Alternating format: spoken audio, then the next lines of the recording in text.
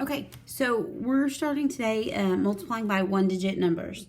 Okay, so the notes say to multiply the bottom number, which is in the ones place, by each number on the top, starting in the ones place on the top. Then I have a little note here that says if the number is greater than 9, you're going to carry to the next place value. That is just like what you do in addition. Okay, when you're adding numbers and your number is bigger than 9, you carry that number that's in the tens place over. So let's do example right here, 243 times 3. Okay, if I take this number 3, that's the bottom number, and I multiply it times the 3 that's in the top, these are both the ones place. 3 times 3 is 9. So that goes right down here, and I don't have anything to carry. Now I'm going to take and I'm multiply the 3 in the ones place times the 4. 3 times 4 is 12.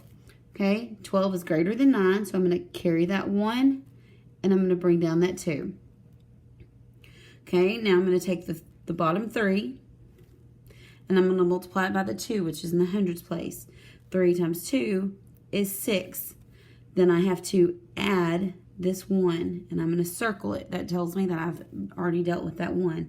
3 times 2 is 6, plus 1 is 7. That means 243 times 3 is 729. Okay, so now let's do another one. Let's do 432 times 5.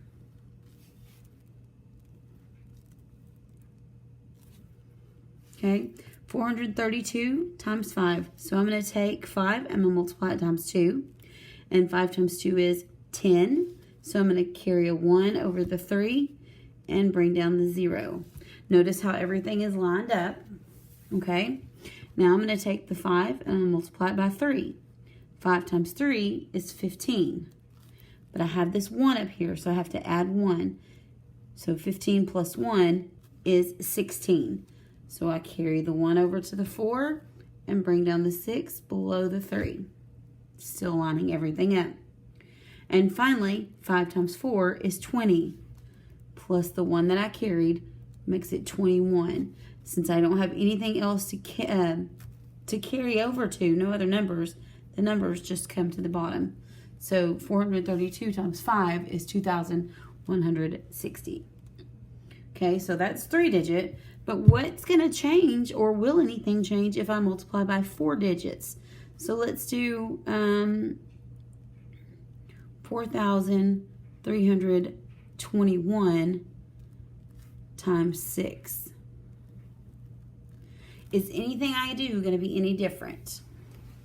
Okay, so let's start. 6 times 1 is 6. I don't have anything to carry, so I'm going to go on to the tens place. 6 times 2 is 12.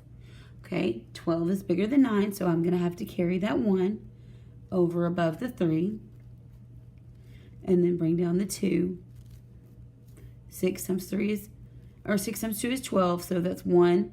Bring down the 2. Okay, now I'm going to take the 6 and I'm going to multiply it by the 3, which is in the hundreds place.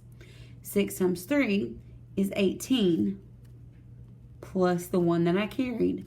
So 18 plus 1 is 19. So I'm going to carry that 1 more time and then bring down the 9. Okay, it's just like what we just did when we multiplied by 3 digits.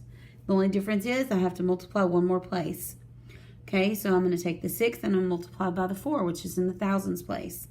6 times 4 is 24, plus 1 makes this a 25. And then I'm going to count 1, 2, 3 place values and put my comma.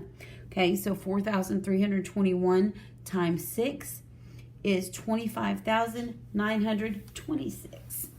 Okay?